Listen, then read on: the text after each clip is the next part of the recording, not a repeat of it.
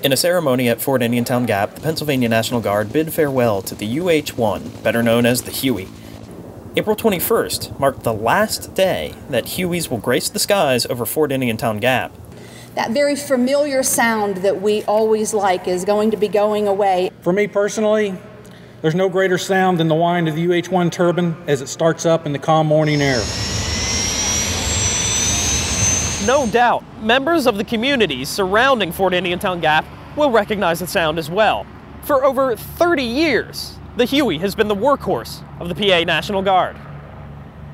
Here in Pennsylvania, state emergency after state emergency after state emergency. No matter what the governor has asked us to do, no matter who needed help, the Hueys were always here to respond.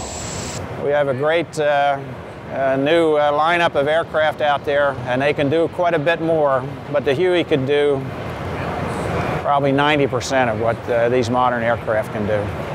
The event was full of crew members that have fond memories of the helicopter.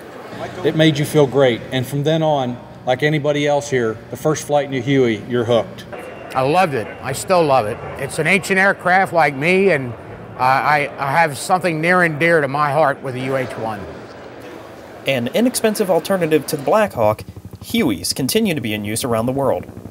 There are more than 50 countries out there that call their air assets one variation of a Huey or another. While the Hueys have been retired from the Pennsylvania National Guard, at least one former crew member hopes to see them again.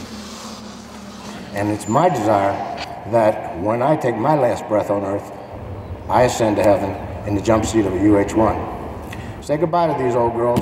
They've done a wonderful job.